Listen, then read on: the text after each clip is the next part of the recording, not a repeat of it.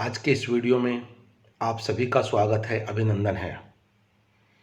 आज का जो हमारा टॉपिक है वो इकोलॉजिकल फैक्टर्स के बारे में है। इकोलॉजिकल फैक्टर से हमारा मतलब होता है हमारे चारों तरफ जो भी कारक अपना प्रभाव डायरेक्ट और इनडायरेक्ट वे में डाल रहे हैं ऑर्गेनिज्म के ऊपर, जिसमें प्राणी भी शामिल है और वनस्पति भी शामिल है। चूँकि हम बॉटनी की क्लास में हैं, इसलिए हम प्लांट्स के ऊपर उनके द्वारा डाले गए प्रभावों के बारे में अध्ययन करेंगे। जब हम लोगों ने इकोलॉजी की परिभाषा पढ़ी थी, हमने कहा था वातावरण का प्राणियों के साथ संबंध, और इस संबंध में वातावरण के अंदर जो कारक है जिसमें सभी शामिल हो जाते हैं, फिजिकल, बायोलॉजिकल, ये सब शामिल हो जाते हैं उसके अंदर। और जिसमें अगर मैं बहुत ही सरल शब्दों में कहूँ, जैसे बरसात, लाइट, टेम्परेचर, हवा, नमी, ये सारी चीज़ें हैं वो हमारे इकोलॉजिकल फैक्टर्स में आ जाएगी। और इनको वन बाय वन करके हम लोग इनका अध्ययन करेंगे। मुख्य रूप से हम लोग इनको क्लाइमेटिक में, टोपोग्राफिक में, बायोटिक में, एडेफिक में, अलग अलग पार्ट्स में हम लोग इनको डिवाइड करते हैं और वन बाय वन करके हम इनका अध्ययन करने का प्रयास करेंगे। और साथ में हम ये देखेंगे कि इनका प्लांट्स के ऊपर क्या प्रभाव है वो पड़ता है। तो आज का जो हमारा टॉपिक है वो है ecological factors and their effect on plant. ये है हमारा सिलेबस नंबर की पहली जो यूनिट है हमारी, उसमें हमने सारा पार्ट कवर कर लिया है। जो रेड कलर का पार्ट आप देख रहे हो ये हमने कवर कर लिया है, और जो ग्रीन कलर का पार्ट आप देख रहे हो ये आज हम शुरू कर रहे हैं। Ecological factor affecting the vegetation, अलग अलग कारकों के बारे में पढ़ेंगे और उनका वनस्पति के ऊपर क्या प्रभाव पड़ता है उसके बारे में पढ़ेंगे। और बाकी के जो टॉपिक्स जो रेड कलर में आप देख रहे हो ये हमारा कवर हो गया है। इकोलॉजिकल फैक्टर है वो प्लांट्स के ऊपर अपना प्रभाव डालते हैं और प्लांट की ग्रोथ को प्रभावित करने का काम करते हैं। अगर वो फैक्टर्स प्लांट को फेवर कर रहे हैं तो निश्चित रूप से उसका डेवलपमेंट, प्लांट का डेवलपमेंट काफ़ी अच्छे से होगा, ग्रोथ अच्छे से होगा। और क्लाइमेटिक फैक्टर अगर एडवर्स इफेक्ट डाल रहा है तो निश्चित रूप से प्लांट की जो ग्रोथ है वो प्रभावित होती है। और इन फैक्टर्स को हम मुख्य रूप से 3 भागों में डिवाइड करते हैं। नंबर 1 है आपका क्लाइमेटिक, जिसमें हम रेनफॉल को शामिल करते हैं, वातावरण की नमी को शामिल करते हैं, हवा को शामिल करते हैं, गैसेस को शामिल करते हैं, टेम्परेचर को शामिल करते हैं एंड लाइट को शामिल करते हैं। सेकंड है आपका फिजियोग्राफिक या टोपोग्राफिक, जिसमें हम लोग ऊंचाई, जैसे कि हम लोग पहाड़ों पे जाते हैं, वो ऊंचाई उसमें शामिल हो जाती है और वहाँ पर लाइट और ह्यूमिडिटी है वो अलग हो जाती है जितने की प्लेन्स पे होती है। और साथ में जब हम ऊंचाई पे जाते हैं तो बीच का जो स्लोप है वहाँ पर भी कंडीशंस हैं वो अलग अलग हो जाती है। तो ये है हमारा फिजियोग्राफिक या क्लाइमेटिक फैक्टर के, टोपोग्राफिक फैक्टर के बारे में। और नंबर 3 पे हम लोग आएंगे बायोटिक फैक्टर्स के बारे में, कि आपस में प्राणियों का प्राणी से, मुख्य रूप से जब हम बात करते हैं प्लांट का प्राणी से, प्राणी का प्राणी से, प्लांट का प्लांट से, आपस में इनका क्या रिलेशनशिप है, इनके बारे में अलग अलग कंडीशंस में हम लोग पढ़ने का प्रयास करेंगे। तो ये है आपका बायोटिक फैक्टर। तो डियर फ्रेंड्स, 3 पार्ट्स में हम लोगों ने इसको डिवाइड किया है। नंबर 1 क्लाइमेटिक, नंबर 2 फिजियोग्राफिक या टोपोग्राफिक, और नंबर 3 बायोटिक। आज का जो टॉपिक हमारा होगा वो होगा हमारा क्लाइमेटिक फैक्टर के बारे में। जैसा कि मैंने अभी आपको बतलाया, बहुत इंपॉर्टेंट टॉपिक है ये क्लाइमेटिक फैक्टर्स, जो डायरेक्टली और कुछ सेंस में इनडायरेक्टली प्लांट के ऊपर अपना प्रभाव डालता है। और इस पर्टिकुलर में रेनफॉल मुख्य रूप से बहुत ही डोमिनेंट फैक्टर है, क्योंकि बरसात के माध्यम से हमारे यहाँ पर पानी आता है। अगर पानी नहीं आएगा तो किसी भी जीवन की कल्पना हम लोग नहीं कर सकते। जो सीड्स जमीन के अंदर नीचे दबे हुए हैं उनका जर्मिनेशन, प्रवाह, अंकुरण प्रारंभ नहीं हो पाएगा। और जो प्लांट्स हमारी धरती पे ग्रो कर रहे हैं उनका डेवलपमेंट नहीं हो पाएगा। तो कहने का मतलब ये हुआ कि पानी के बिना जीवन है वो असंभव है। इसलिए बहुत इंपॉर्टेंट फैक्टर है रेनफॉल। साथ में नमी, हवा, टेम्परेचर, लाइट, ये सारे के सारे हैं जो प्लांट के ऊपर अपना प्रभाव डालते हैं और ओवरऑल ग्रोथ को प्रभावित करने का काम करते हैं। किसी पर्टिकुलर जगह की क्लाइमेटिक कंडीशन को हम माइक्रो क्लाइमेट के नाम से जानते हैं। जैसे मैं मान लीजिए इस पर्टिकुलर रूम के अंदर बैठकर इसको रिकॉर्ड कर रहा हूं, इसके अंदर की जो क्लाइमेटिक कंडीशंस है वो निश्चित रूप से माइक्रो क्लाइमेट है। किसी पर्टिकुलर घर की जो क्लाइमेटिक कंडीशंस है वो भी माइक्रो क्लाइमेट में आ जाती है। तो किसी पर्टिकुलर लोकल वेरिएशंस के कारण से जो क्लाइमेटिक कंडीशंस हो जाती है उसको हम माइक्रो क्लाइमेट के नाम से जानते हैं। एक ओपन एरिया होता है, एक बंद एरिया होता है, दोनों में अलग अलग प्रकार की कंडीशंस पाई जाती है। इंडोर आउटडोर शब्द आपने सुने हैं, दोनों में अलग अलग क्लाइमेटिक कंडीशंस होंगी। तो जिस पर्टिकुलर जगह की जो कंडीशंस हैं उसको हम माइक्रो क्लाइमेट के नाम से जानते हैं। और डियर फ्रेंड्स, जिस पर्टिकुलर टॉपिक में हम क्लाइमेटिक फैक्टर्स का अध्ययन करते हैं उस पर्टिकुलर साइंस की ब्रांच को हम क्लाइमेटोलॉजी के नाम से जानते हैं। याद रखिएगा माइक्रो क्लाइमेट क्या होती है और क्लाइमेटोलॉजी है वो क्या होती है। एक शब्द आपने सुना होगा रेनफॉल के साथ साथ प्रेसिपिटेशन। प्रेसिपिटेशन जिसको हिंदी में वर्षण के नाम से जानते हैं। प्रेसिपिटेशन का सिंपल मीनिंग हमारा ये होता है किसी भी रूप में पानी का आना, भले ही वो बरसात के रूप में हो, भले ही वो ओस के रूप में हो, भले ही वो ओलो के रूप में हो, किसी भी रूप में जो पानी का हमारे धरती पर आना होता है उन सब को मिलाकर हम प्रेसिपिटेशंस बोलते हैं। और ज्योग्राफिकल लोकेशंस के कारण से ये जो प्रेसिपिटेशंस हैं ये डिफ़र करती है, अलग अलग होती है, वेरिएबल होती है। सब पूरी दुनिया में सब जगह एक जैसा प्रेसिपिटेशन या बरसात हो ये संभव नहीं है, क्योंकि पूरी दुनिया में ज्योग्राफिकल लोकेशंस एक जैसी है वो नहीं है। पहला फैक्टर इस पर्टिकुलर क्लाइमेटिक कंडीशन के बारे में अगर हम अध्ययन करेंगे तो पहला टॉपिक आ रहा है हमारा रेनफॉल के बारे में, बरसात के बारे में। बरसात बादलों से होती है। बादल कैसे बनते हैं? जो ज़मीन के ऊपर, हमारी धरती के ऊपर जो महासागर है, जो नदियां हैं, उनका पानी है वो भाप बन के ऊपर जाता है और बादल बनते हैं। और बादल बनने के पश्चात बरसात होती है और बरसात होने के बाद वापस पानी हमारी ज़मीन पे आता है और ज़मीन पे आने के पश्चात यही पानी वापस दो रूप में वापस चला जाता है।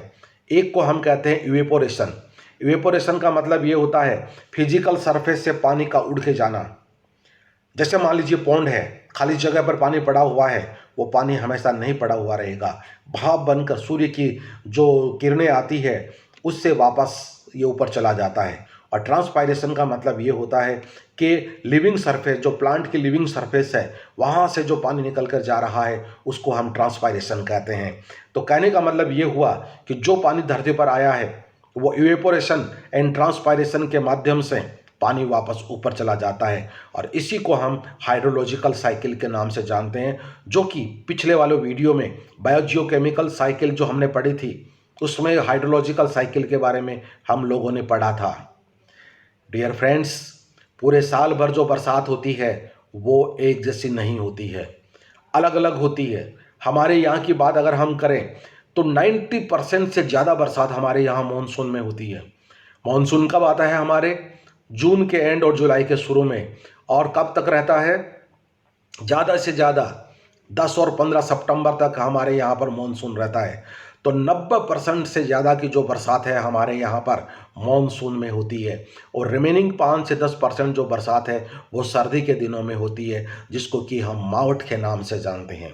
कहने का मतलब ये हुआ कि एनुअल रेनफॉल है वो एक जैसी नहीं है, अलग अलग होती है। और अलग अलग पूरे साल भर की बात कर रहा हूँ, वो वनस्पति के निर्धारण का काम करती है। डियर फ्रेंड्स, वातावरण में बरसात के कारण से नमी ज़्यादा हो जाती है और नमी ज़्यादा होने के कारण से जो एपीफाइट्स हैं उनको अपने आप को डेवलप करने का मौका मिल जाता है। और उन एपीफाइट्स में एक विशेष प्रकार की जड़ें पाई जाती है जिनको हम वेलामेन कहते हैं। ये वातावरण की नमी को एब्जॉर्ब करने का काम करते हैं। जब बरसात होती है हमारे यहाँ पर नमी ज़्यादा हो जाती है और यही नमी वेलामेन के माध्यम से ये एपीफाइट्स है वो ऑब्जर्व कर लेते हैं। डियर फ्रेंड्स, एक बात और हम करना चाहेंगे, जो टेम्परेचर होता है यह भी वातावरण के अंदर जो नमी आ रही है, जो बरसात आ रही है, उसको प्रभावित करने का काम करता है।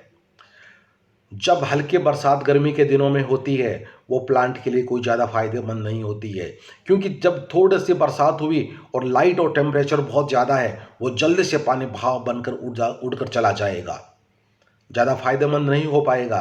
क्योंकि टेम्परेचर ज़्यादा है, लाइट ज़्यादा होगी तो टेम्परेचर ज़्यादा होगा, और टेम्परेचर जब ज़्यादा होगा तो निश्चित रूप से जो पानी हमारे यहाँ पर आ रहा है वो बहुत जल्दी चला जाता है। और इसके साथ ही जो हैवी रेन होती है, कुछ समय के लिए होती है, वो भी ज़्यादा लिटिल इफेक्ट है वो डालती है, क्योंकि या तो वो पानी में बहकर चली जाती है, क्योंकि थोड़े समय के लिए वो हो रही है। इसलिए ज़रूरी है कि एक कांस्टेंट रूप से अगर हमारे यहाँ पर बरसात होगी तो निश्चित रूप से वो पौधों के लिए फ़ायदेमंद होगी। वनस्पति पर ये अपना प्रभाव किस प्रकार से डाल सकती है? देखिए, बहुत इंपॉर्टेंट चीज़ है कि अगर बरसात 0 से लेकर 25 सेंटीमीटर तक हो रही है, कहने का मतलब कम बरसात हो रही है, तो वहाँ पर डेजर्ट का निर्माण होता है। अगर बरसात 25 से 75 सेंटीमीटर हो रही है तो वहाँ पर ग्रासलैंड्स बन जाते हैं, और 75 से 125 सेंटीमीटर डेंस फॉरेस्ट, और जहाँ पर 125 सेंटीमीटर से ज़्यादा बरसात होती है डियर फ्रेंड्स, वहाँ पर रेन फॉरेस्ट, कहने का मतलब सदाबहार वाली सिचुएशन है, वहाँ हम लोगों को देखने को मिलती है। कहने का मतलब ये हुआ कि पानी वो इम्पॉर्टेंट फैक्टर है जो किसी पर्टिकुलर जगह की वनस्पति का निर्धारण करता है, और इस पर्टिकुलर स्लाइड से आप देख सकते हो। और उसी चीज़ को हम आगे बढ़ाते हुए चलते हैं। ट्रॉपिक्स का मतलब जो गर्म जलवायु वाले क्षेत्र हैं, जहाँ पर पूरे साल भर अगर बरसात हो रही है तो वहाँ पर एवरग्रीन फॉरेस्ट होंगे। अगर बहुत तेज़ बरसात लेकिन थोड़े समय के लिए होती है, वहाँ पर पर्णपाती यानी डिसिडुअस फॉरेस्ट पाए जाते हैं। विंटर में हेवी रेन और गर्मी में कम बरसात होती है, वहाँ पर स्क्लेरोफिलियस टाइप के प्लांट्स पाए जाते हैं। समर में तेज और विंटर में कम, वहाँ पर ग्रासलैंड्स पाए जाते हैं। और विंटर और समर दोनों में ही कम बरसात होती है, वहाँ पर डेजर्ट पाए जाते हैं।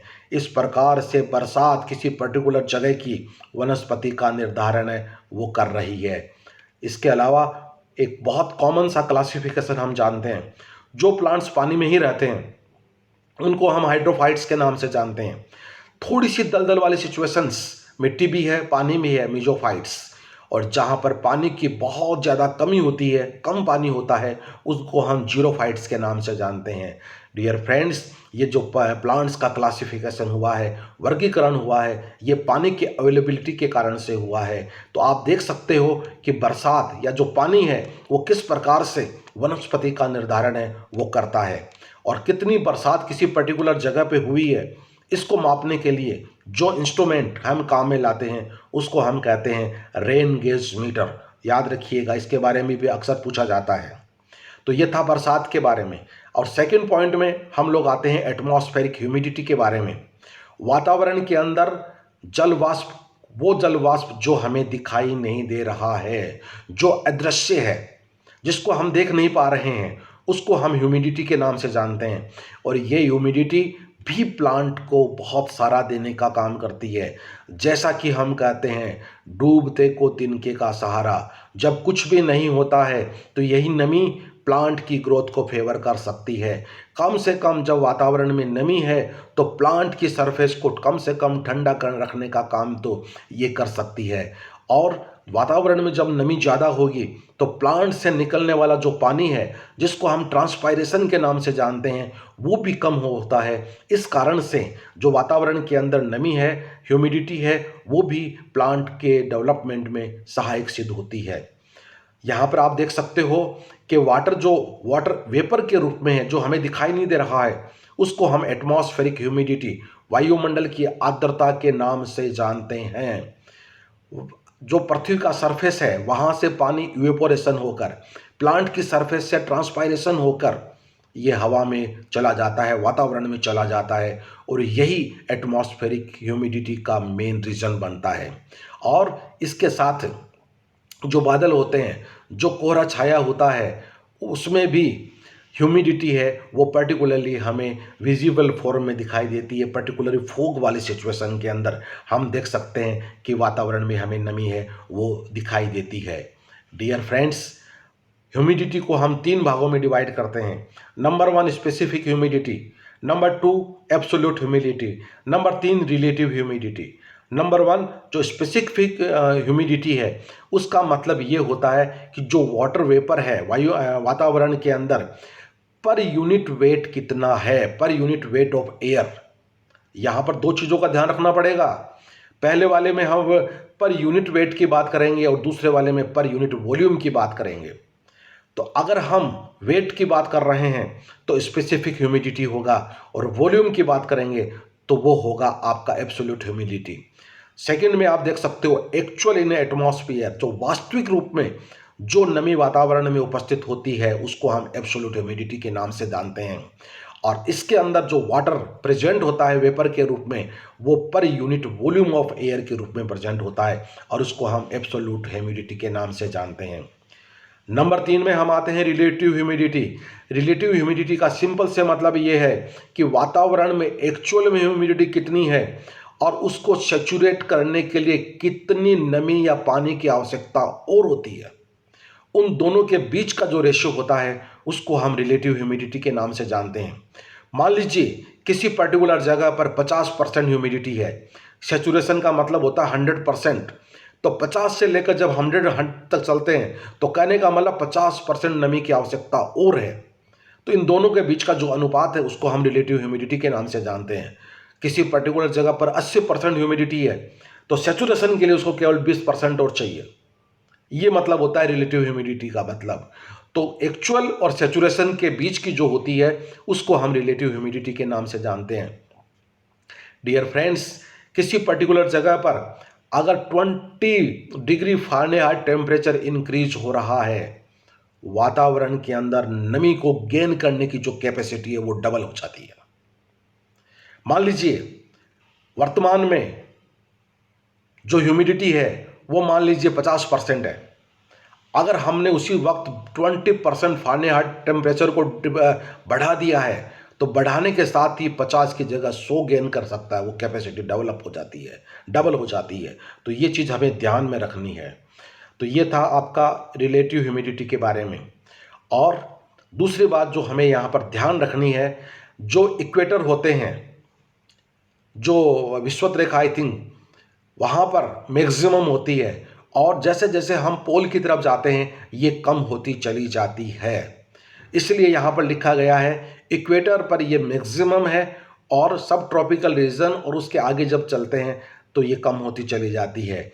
और जो रिलेटिव ह्यूमिडिटी है वो टेम्परेचर के द्वारा प्रभावित होती है और ऊंचाई से भी प्रभावित होती है। अगर हम ऊंचाई पर चले जाते हैं धीरे धीरे तो नमी है वो धीरे धीरे बढ़ती चली जाती है। पहाड़ों पर ज़्यादा होती है हम जानते हैं, प्लेन पे कम होती है हम जानते हैं। एक शब्द आपके सामने और आ रहा है, वेपर प्रेशर डेफिसिट। इसका मतलब ये होता है कि किसी प्लांट से पानी निकल रहा है जिसको हम कहते हैं रेट ऑफ ट्रांसपायरेशन। ये किसके बराबर होगा?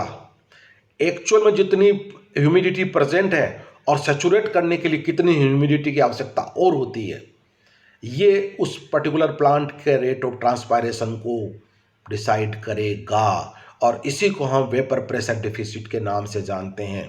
डियर फ्रेंड्स, इसी की जो परिभाषा लिखी हुई है, rate of transpiration is directly proportional to the difference between water vapour actual present in the atmosphere and water needed to saturate it.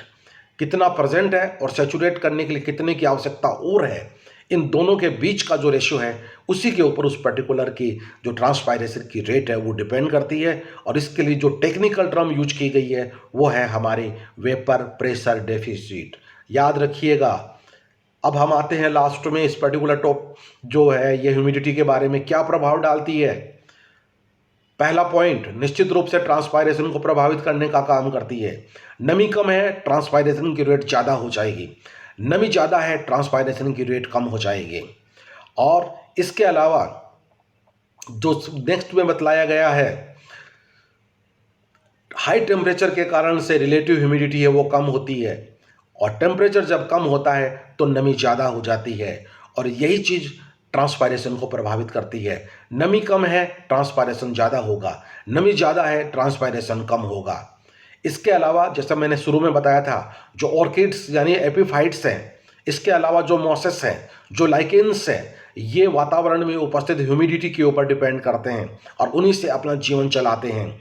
और हाई रिलेटिव ह्यूमिडिटी अगर वातावरण में है तो उस पर्टिकुलर जगह पर फंगस का इन्फेक्शन ज़्यादा होगा, लाइकेंस भी ज़्यादा पाई जाएगी। और साथ में 5 नंबर पॉइंट में आप देख रहे हो बैक्टीरियल डिजीज को बढ़ावा देने का काम करेगा। जिस पर्टिकुलर वातावरण में ह्यूमिड क्लाइमेट होती है वहाँ पर बैक्टीरियल डिजीज है वो ज़्यादा होती है। और नेक्स्ट पॉइंट में बतलाया गया है वातावरण में नमी ज़्यादा होने के कारण से इंटेंसिटी ऑफ लाइट को कम करने का काम करता है, जो प्लांट्स की फिजियोलॉजी को प्रभावित करता है। डियर फ्रेंड्स, वातावरण की नमी को मापने का जो इंस्ट्रूमेंट है वो है हाइग्रोमीटर, याद रखिएगा। अब हम चलते हैं विंड के बारे में। हवा जो चल रही है वो क्या करती है?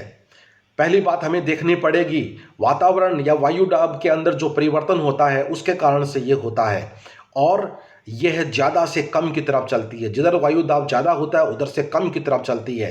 कहने का मतलब ये हुआ पोल टू इक्वेटोरियल, ध्रुवों से विषुवत रेखा की तरफ ये चलती है, हवा चलती है। और हवा जो है वो भले ही वो डायरेक्ट प्रभाव अपना नहीं डाल रही हो, लेकिन इनडायरेक्ट वे में बहुत सारे प्रभाव है वो डालती है। ये ट्रांसपायरेशन की रेट को प्रभावित करने का काम करती है, ब्रांचेज को तोड़ने का काम करती है, प्लांट्स अगर कमज़ोर है तो उनको ज़मीन पे लेटाने का काम करती है। तो बहुत सारे काम है वो ये करती है और इनको 1 बाय 1 करके यहाँ पर दिखलाया गया है। जब बहुत तेज हवा चल रही होती है तो निश्चित रूप से प्लांट की जो फिजियोलॉजी है वो प्रभावित होती है, क्योंकि वो ट्रांसपायरेशन की रेट को बढ़ा देती है। और जहाँ पर हर वक्त तेज हवा के झोंके चलते रहते हैं उन पर्टिकुलर प्लांट्स के अंदर जो लीव्स हैं वो छोटी होगी, प्लांट्स की जो ग्रोथ है वो कम होगी और इस तरह से ओवरऑल जो प्लांट का डेवलपमेंट है वो ज़्यादा नहीं हो पाएगा। तो अगर हम ये कहें कि एक एग्जाम्पल के माध्यम से अगर हम ये देखना चाहें तो एक एग्जाम्पल है वो आप देख रहे हो और जहाँ से एरो के निशान लगाए हुए हैं उधर से हवा आ रही है और प्लांट दूसरी तरफ झुक जाता है, डिफॉर्मेशन उसका हो जाता है, क्योंकि हर वक्त वो हवा के दबाव को सहन नहीं कर पाता है। इस कारण से एक साइड में वो झुक जाता है, डिफॉर्मेशन है वो हो जाता है। डियर फ्रेंड्स, यहाँ पर जो बतलाई गई है कि इनडायरेक्ट इफेक्ट है, लेकिन उसके बावजूद भी हवा का जो सिग्निफिकेंट इफेक्ट है वो क्या होता है, जैसा मैंने आपको बताया ट्रांसपायरेशन की रेट प्रभावित होती है। अगर हम एल्टीट्यूड या ऊंचाई पे जा रहे हैं तो विंड वेलोसिटी है वो इंक्रीज होती है, जो रेट ऑफ ट्रांसपायरेशन को प्रभावित करती है। इसके अलावा जैसा मैंने कहा प्लांट की ग्रोथ है वो भी प्रभावित होती है। इन शॉर्ट अगर हम ये कहें कि मेन पॉइंट्स क्या है जो हमें देखने को मिलते हैं, प्लांट्स टूट जाता है, ज़मीन से उखड़ जाता है, एक तरफ मुड़ जाता है, कमज़ोर प्लांट ज़मीन पर लेट जाते हैं, मिट्टी उड़कर एक जगह से दूसरी जगह पर, प्लांट है वो डेसिकेशन, डेसिकेशन का मतलब अगर हवा बहुत गर्म चल रही है रेट ऑफ ट्रांसपायरेशन बढ़ जाती है, झुलस जाते हैं। पॉलिनेशन का मतलब एक प्लांट के पोलन ग्रेन्स दूसरे प्लांट्स पे जा सकते हैं, जिनमें पॉलिनेशन हवा के माध्यम से होता है। और नेक्स्ट पॉइंट में बताया गया है डिस्पर्सल ऑफ सीड्स। कहने का मतलब ये है बीज एक जगह से उड़कर दूसरी जगह पे चले जाते हैं। और ह्यूमिडिटी को मापने का जो यंत्र है उसको हम कहते हैं एनीमोमीटर, ये आप याद रखिएगा। डियर फ्रेंड्स, बहुत इंपॉर्टेंट टॉपिक की तरफ हम लोग चल रहे हैं, क्लाइमेटिक टॉपिक की तरफ हम लोग चल रहे हैं और यहाँ पर हमने 2 चीज़ों की बात की है, बरसात की बात की है, हमने 3 चीज़ों की बात की, ह्यूमिडिटी की बात की है और लास्ट में हम लोगों ने हवा की बात की है। इस टॉपिक को आगे हम कंटिन्यू रखेंगे। निश्चित रूप से ये क्रम बनाए रखिएगा, तभी जाकर ये सब चीज़ें हैं वो हम लोग समझ पाएंगे, अन्यथा बहुत दिक्कत हो जाएगी। बहुत बहुत शुक्रिया, थैंक यू।